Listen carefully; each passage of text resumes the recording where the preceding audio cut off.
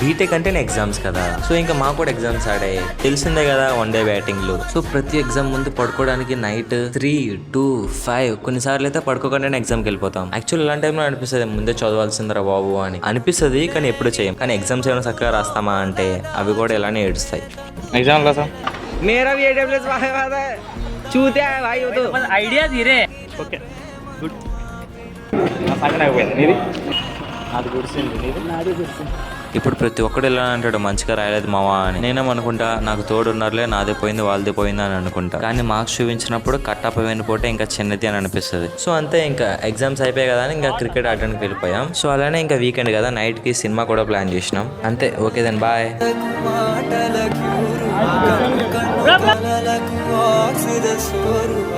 fans